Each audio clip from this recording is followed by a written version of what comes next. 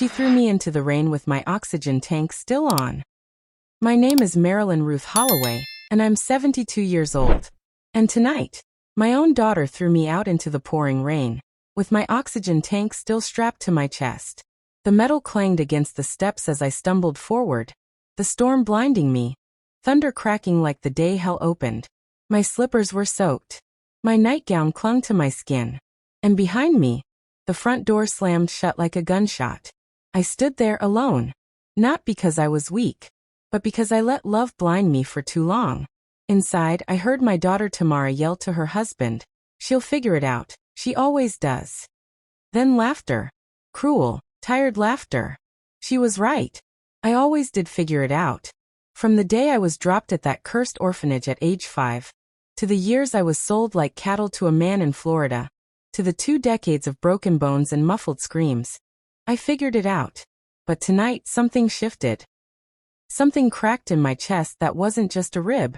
I pressed a trembling hand against my heart, not from fear, but from a slow-burning fire that had never truly died. She thinks she knows my story. They all think I'm just an old woman with nothing left but pills and pain. But I remember everything. The basement at St. Mercy Orphanage. The taste of soap when I screamed too loud. The man who bought me at 15 and marked my body like I was his property. I remember hiding bruises from my daughter while tucking her into bed at night. And most of all, I remember the promise I made to myself at 35, the day I escaped. You will heal, but you will never forget. Now at 72, with nothing but a soggy purse, a dying tank of air, and a lifetime of betrayal behind me, I took my first step off that porch. I walked away, into the cold, into the unknown, into the final phase of my life. And I swear on every scar I carry, this is phase where I fight back. I didn't know where I was going. The wind slapped my face like it remembered every time I stayed silent. My slippers squished with each step on the soaked sidewalk. My oxygen tank hissed weakly, the low battery light blinking red like a countdown to something worse. But I kept walking. No one stopped to help. No one rolled down their window. I was just another forgotten old woman in a town full of people too busy to care. About 6 blocks down I saw it. A flickering neon sign that buzzed like flies. Bluebird Motel, weekly rates. The kind of place where people go to hide. Or to disappear. I stepped into the office, dripping water and wheezing. The man behind the counter didn't even flinch. He looked like someone who'd seen too much, or cared too little. "One night," I said. He looked me over. "You got cash?" I reached into my soaked purse and handed him a folded $20 bill that had once been for my granddaughter's birthday. He didn't ask any questions. Just slid over a key and pointed down the hall. "Room 9. It smelled like mildew and old cigarettes. The sheets were stiff. The mirror was cracked. But I didn't care. I sat down slowly, letting the oxygen tank rest beside me, and stared at the wall. I should have been sleeping in a warm room, surrounded by grandchildren and love. But I was here, alone, breathing like each inhale might be my last. That's when I opened the bottom of my purse. The one pocket no one ever checked. Inside, wrapped in plastic and memory, were 3 things. 1. A photograph of me at 15, bruised but smiling, forced to smile by the man from Florida. 2. A yellowing letter from St. Mercy Orphanage, dated 1968, confirming I'd been placed in a private care arrangement. 3. A small, rusted key. That key was my past. And maybe, just maybe, my way forward. Because I didn't come to this motel to cry. I came to remember. And then to plan. As the rain tapped the window like the fingers of ghosts, I laid back, closed my eyes and whispered, "You thought I forgot. But I remember everything. And now it's your turn." That rusted key in my purse? It wasn't for a house. It wasn't for a diary. It was for a metal trunk I buried behind the barn at St. Mercy Orphanage. 57 years ago. I hadn't spoken of it. Not to Tamara, not to her father, not to a soul. Because once you've lived the kind of childhood I had, silence becomes survival. But I wasn't silent anymore. I called a cab the next morning. Not because I could afford it, but because my legs wouldn't survive the walk. When the driver asked, "Where to?" I said the name like a ghost. St. Mercy Orphanage. Outside of Durham. He raised an eyebrow. That place still standing? I nodded. For now. It took an hour to get there. Every mile felt like I was traveling back in time. The trees lining the road looked the same. So did the rusted mailbox with the bullet holes. But when we turned into the gravel driveway, my breath caught. It wasn't an orphanage anymore. It was a rehabilitation center for troubled teens. New name. Same building. Same secrets. I stepped out of the cab and stood in front of the building where my childhood had died. Memories flooded in like blood through a wound. The smell of bleach and stale bread. The way Sister Agnes used to yank my hair when I didn't smile during inspections. The locked basement room with no windows, where they sent us if we cried too loud. And worst of all, the last time I ever saw my younger brother, Emmett. He was 10. I was 15. He screamed as they pulled me into a black car with Florida plates. They said it was adoption. But I knew better. It was a sale. I limped around the back of the building, careful not to be seen. Behind the old barn near the fence was the spot. A memory burned it into my mind. Fourth wooden post from the left. I knelt, using my hands to scrape the dirt, coughing from the effort. After a few minutes, I hit metal. The trunk was still there. I pried it open with shaking fingers, and inside, wrapped in layers of cloth, were the only things I'd managed to steal before they sold me. A ledger with names and dollar amounts. A photo of Sister Agnes shaking hands with the man from Florida. And a cassette tape labeled, Room 6, June 12, 1968. I couldn't breathe. They'd kept records. Evidence. Proof. My hands trembled as I stared at the tape. I needed to find a way to play it. But more than that, I needed the world to hear it. The people who hurt me were still out there. Some might be dead. But their children, their churches, their legacies they lived on. And I was ready to burn it all down. Back in the motel, I sat on the edge of the bed with that old cassette in my lap, staring at it like it could bite. My oxygen tank hissed faintly beside me, reminding me I wasn't young anymore. I didn't have time to waste. I needed a tape player. And the only place I knew that still sold that kind of thing was a junk store 5 blocks away, run by a man named Royce Harper. He used to fix old radios when my daughter was in grade school. Tamara hated him, said he smelled like oil and ghosts. But Royce never touched me, never judged me, and never asked questions. So that morning I walked into his shop looking like a broken memory. He looked up, squinting. "Marilyn? You still breathing?" "Barely," I said.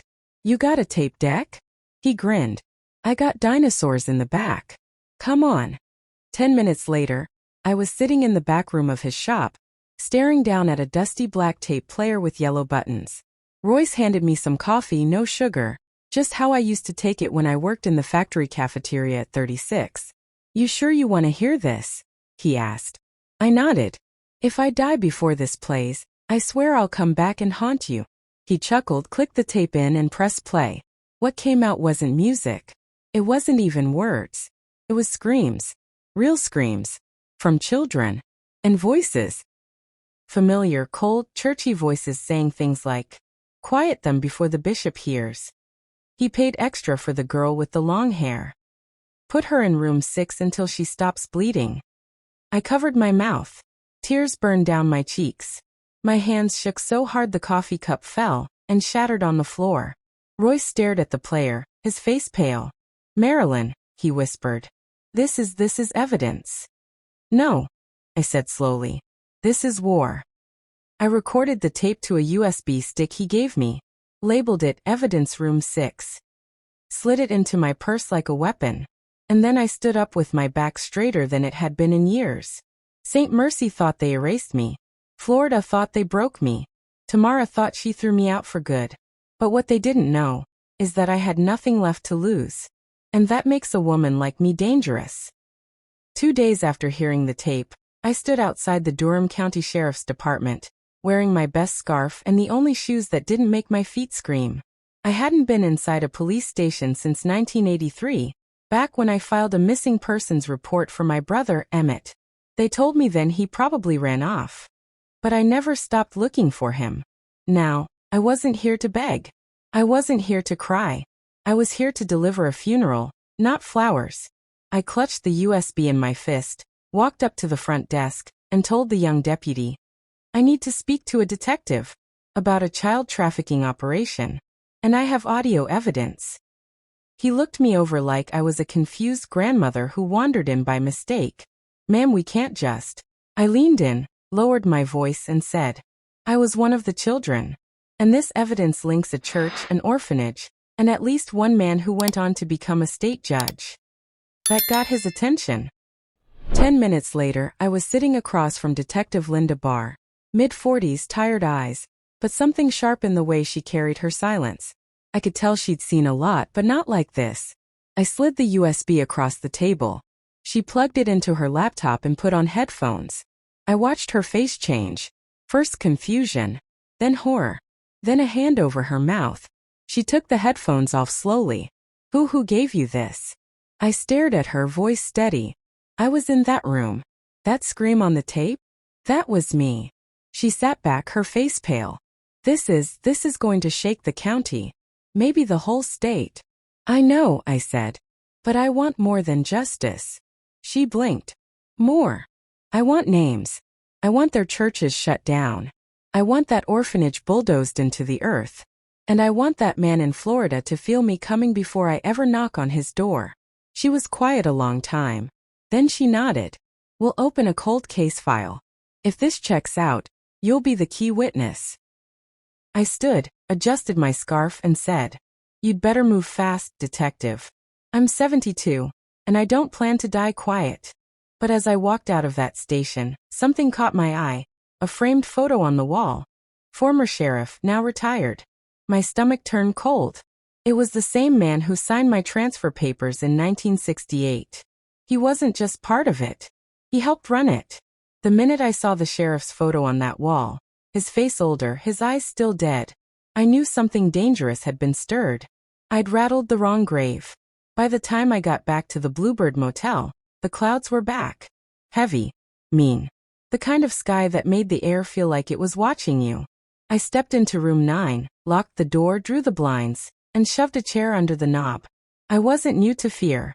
I'd lived in fear for decades. But this wasn't the kind you hide under blankets from. This was the kind you load a hammer for. I had one. Still rusted, still in my purse. I'd carried it like a cross since 1984. When I finally hit the Florida man hard enough to make him bleed, I changed my oxygen tank, turned off the lights, and sat in the dark, listening. That's when I heard it. A soft knock. Not at the door. At the window. I froze. My heart thudded like war drums. Then came the scraping sound. Slow. Deliberate. Like someone drawing their finger across the glass. I slid to the floor, crawling quietly to the corner near the bathroom. Another knock. Harder this time. Then I heard the door handle jiggle. Once. Twice. Then the soft click of a lock being picked. They were inside. Two shadows crept in. One was tall and heavy-footed. The other short, wiry. Flashlight beams scanned the room. "She ain't here," the tall one muttered. "She's an old lady. Probably ran scared." The short one chuckled. "Wrong." I rose from the shadows like a ghost they forgot they buried. The hammer swung. Crack. Right into the short one's leg. He screamed, crumpled. The tall one turned too slow. I grabbed the lamp from the nightstand and smashed it across his face. They weren't trained. Just thugs. Sent to scare. Sent to silence. But they forgot. You can't scare someone who's already lived through hell. By the time I was done, one was moaning on the floor and the other was running into the night, holding his face. I picked up my phone with shaking hands and dialed Detective Barr's number. "They found me," I said, panting. "I want protective custody." There was silence on the other end. Then she said, "Pack your things. I'm sending someone I trust." But as I hung up the phone, I noticed something in the taller man's pocket. A silver sheriff's badge slipped from a wallet. Not current issue. Old. Worn. It belonged to the retired sheriff, which meant he wasn't done. He knew I was coming.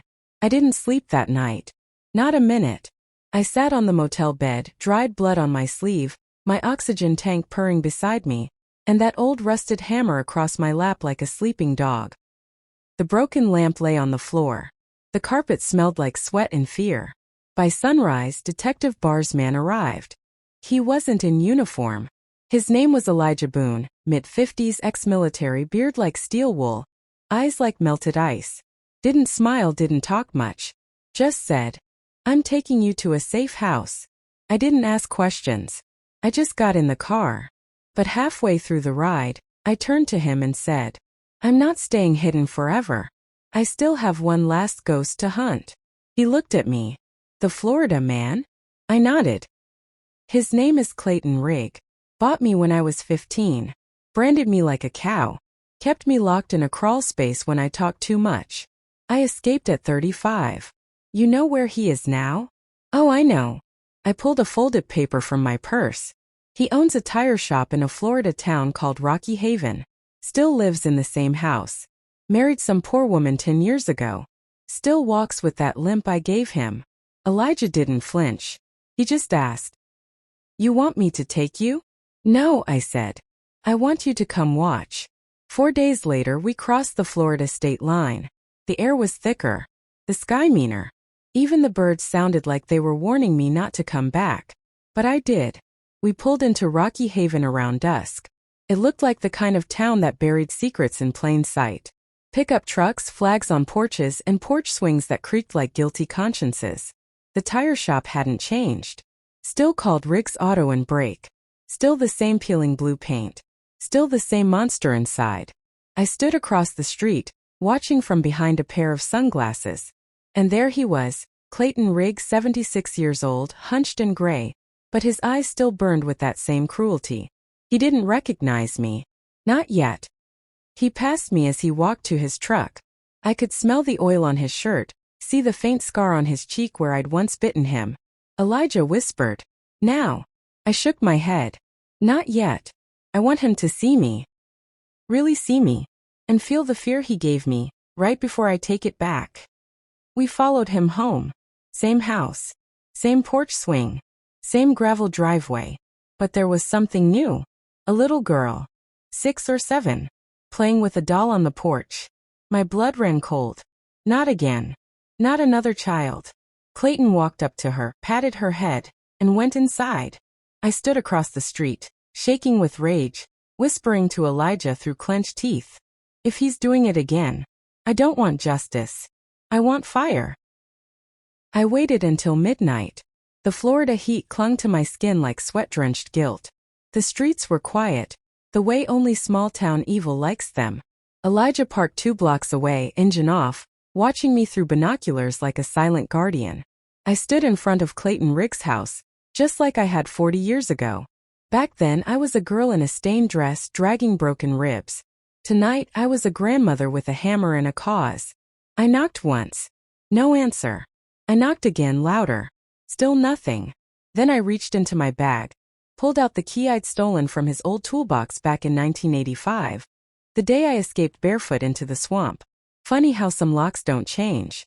I slipped the key into the door. Click. The door creaked open like it knew this moment was coming. The living room smelled of beer, rot, and cheap cologne.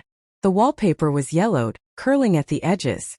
The same recliner sat in the corner, the one he used to tie me to. And then I heard it. The soft creak of footsteps upstairs. I stepped inside, letting the door close behind me. My oxygen tank rolled quietly along the floor. Each breath felt like a countdown. Then his voice. "Who the hell's there?" Rough. Groggy. Still stained with that same hate. I moved toward the staircase slowly. Deliberately. "Long time, Clayton," I called up. Silence. Then footsteps rushing down. He stopped halfway down the stairs, gripping the rail like he was seeing a ghost. "Marilyn." His voice cracked. I stared him in the eye. "I told you I'd come back." He laughed nervously. You look like hell. And you look like a memory I finally stopped fearing." He started stepping down slowly, hand trembling. "You can't be here. I served my time. They let it all go." I reached into my purse, pulled out the tape. "You hear this? That screams me. That file's in the hands of detectives now. And your time just got rewound." He froze. I stepped closer. "You hurt girls. You beat them. Sold some. Buried others in silence. But I survived. And I kept the evidence. You have no proof. I threw the photos on the floor. Him and Sister Agnes. Him and the bishop. Him and the ledger. He backed away, shaking. That's old. They'll never believe you. Then explain this, I said and played the tape again. The screams filled the room. He covered his ears. Turn it off. Turn it off. I leaned in close, whispering. You'll never turn off what you did. Not in this life. Not in the next. Then I walked out. But just before I shut the door, I turned and said, the cops will be here by morning. I gave them everything. I'm not afraid of you anymore. But if that little girl on your porch turns up with one bruise, one single mark, I'll bury you myself. In the same crawl space you used on me. The next morning, I sat across the street in Elijah's car, watching as 3 sheriff's cruisers and a black unmarked SUV rolled up to Clayton Riggs' front yard. Guns were drawn. Clayton came out in a stained white t-shirt, hands trembling, knees weak. They slammed him to the ground. The scream he let out was the same one he ignored from me all those years ago. It wasn't justice. Not yet. But it was step 1. Elijah didn't say a word. Just handed me a cup of diner coffee and nodded. I sipped it slowly, watching the cuffs go on, thinking, there's one monster down. But I've got more demons to drag into the light. We drove north that same day, back toward the St. Mercy Foundation, which now had a shiny new logo, a $1 million renovation, and a board of directors who wore clean suits and even cleaner smiles. But they were the same devils in new robes. You see, Detective Barr had done some digging. She found that 5 of the current board members were once administrators at the orphanage. They changed their names, buried the past, and built nonprofits and churches on the bones of our silence. And I was done being silent. We arrived at a fundraising gala that night. Big glass building. White tablecloths. Politicians. Pastors. Cameras. I walked in with my oxygen tank and Elijah by my side like a war drum and a bodyguard. I walked up to the microphone. The room hushed. Someone whispered, "Who let this old woman in here?" I clicked the USB stick into the laptop connected to the projector screen. A photo popped up, me age 15. Bruised. Bleeding. Gasps. I spoke, my voice steady. My name is Marilyn Holloway. I was trafficked from this very orphanage when I was 15. The people who sold me are in this room tonight, drinking wine and shaking hands. But tonight you will hear what they did. Then I hit play. The audio echoed through the ballroom. The screams. The deals. The names. People stood up. Some covered their mouths. Others ran. One board member collapsed in his seat, eyes wide with panic. A news camera in the back recorded the whole thing. I ended with this. I am not just an old woman with a walker and memories. I am a witness. I am a survivor. And now I am a weapon.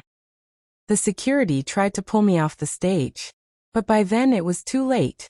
The audio had gone live. The files were uploaded. The names were trending.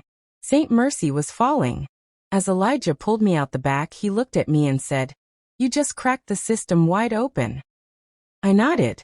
Now all that's left is my daughter. Because while the world was finally listening, Tamara still thought I was a burden. She still thought I was broken. And I needed her to understand. She didn't just throw away her mother. She threw away a storm. You can forgive the people who hurt you when they were monsters. But what do you do when the monster looks like your own child? After the gala, the arrests came like a summer thunderstorm, fast, loud, and overdue. 3 board members from the St. Mercy Foundation were taken into custody. Clayton Riggs denied bail. The state reopened 22 cold cases tied to the orphanage. But even as justice rained down, a different kind of storm brewed inside me. Tamara, my only daughter. She was the one I fought for. The reason I survived Florida. The reason I didn't throw myself into a swamp in 1985. I'd raised her alone, working double shifts, sleeping on buses between jobs, skipping meals just to buy her shoes. And the way she repaid me? She married a man who hated me and believed every lie he told about me. But her betrayal didn't stop there. I found it by accident. A video online. One of those emotional podcasts where people cry for likes and money. Tamara sat there. Hair curled. Voice soft, crocodile tears glistening, as she told the world. My mother's mentally unstable. She makes up stories about being abused. She faked everything for attention. She's toxic. That's why we had to put her out. Put her out. Like I was garbage. Like I hadn't swallowed blood to raise her. I watched that video 5 times. Not because I didn't believe it, but because I needed to feel it. Every word. Every cut. She sold my pain for views. She took my scars and made them into props. So I did what any mother with a lifetime of proof and nothing left to lose would do. I told the truth. I recorded a video of my own. Sat in a rocking chair on a Florida porch. Elijah behind the camera, my voice clear and sharp as a blade. I told my story from start to finish. The abuse. The orphanage. The man in Florida. The tape. The motel break-in. The gala. And finally, my daughter. I ended with this. Tamara, I loved you more than I loved breathing. But you let that man turn you against me. You let money turn you cold. And now, I'm not asking for your love. I'm taking back my truth. The video went viral. Over 10 million views in 48 hours. The world called me brave. But I wasn't brave. I was done being afraid. I didn't expect her to come back. Not after that video. Not after she sold me for sympathy and carved me up for content. But 3 days after I posted my truth, the devil knocked on my door in a silk blouse and red-rimmed eyes. Tamara. She didn't say anything at first. Just stood there on my porch. No cameras, no entourage, no husband. And then, she dropped to her knees. Mama. I didn't know. I didn't believe it. He said you were lying. He told me you were crazy. I didn't move. I didn't cry. I didn't even blink. Because you don't run into the arms of someone who pushed you off a cliff. You watch. You wait. You listen. She reached for my hand, but I stepped back. Her tears hit the wooden floor like hot oil. Hissing real, but still burning. Mama, I watched the video again. I saw the bruises. I saw the dates. Everything matches. I was blind. I was wrong. Now she was sobbing. Not the performative cry of a woman chasing views, but the gut-wrenching howl of a child who had finally looked into the mirror and hated what she saw. I stood there for a long time. Then finally I asked one question. Did you come to say sorry? Or to make yourself feel better? She didn't answer. Because she didn't know. And I didn't hug her. Because forgiveness isn't free. I let her cry. Let her speak. Let her tremble on my porch like a sinner at the edge of mercy. But I never opened the door. Because sometimes, even a mother's love has to lock itself inside just to survive. 3 months passed. The grass grew wild outside my porch. So did the silence. Tamara never returned after that day. She left behind a voicemail once. Mama, I'm trying to fix everything. I'll prove it. I'll prove I still deserve to be your daughter. But you can't fix a heart that was dragged through fire. You can't stitch trust back together with weak apologies and late tears. I stayed alone. Heard nothing from her. Until the pastor knocked. Grandma Betty. I'm sorry. Tamara, she was found in her home. Dead. They said suicide. The world went silent. My chest didn't explode into cries. My knees didn't buckle. I just blinked. Like someone had whispered a lie that felt too old to matter. They said she left a note. 1 sentence. Only one. I wish I believed my mother sooner. I sat at the funeral, cold as a corpse myself. Everyone whispered about the tragic influencer who took her own life. But no one knew the backstory. No one knew who she ignored, destroyed, and doubted, just to please a man who fed her shame for breakfast. When it was time to speak, I walked to the front. No tears. No makeup. No filter. Just me, Grandma Betty. Wounded. Weathered. But finally free. This is not a tragedy of death, I said to the room. This is a tragedy of truth denied and love betrayed. Let her story teach every daughter watching. If your mother says he's a monster, believe her. Because monsters don't wait. They devour. And I walked away. No hugs. No closure. Because I had already buried Tamara long before her body was laid in the ground. If this story has touched your heart in any way, I kindly ask you to do something simple but powerful. Please take a moment to subscribe to this channel, Grandma's Tales, where true stories are shared with honesty, emotion, healing, and deep life lessons. If you believe stories like this one deserve to be heard, click the like button and share it with someone who needs it. You never know, your action could open someone's eyes or even save a life. And before you go, please leave a comment telling me where you're watching from. Your words mean a lot to me, and I'd love to know how far Grandma's voice is reaching across the world.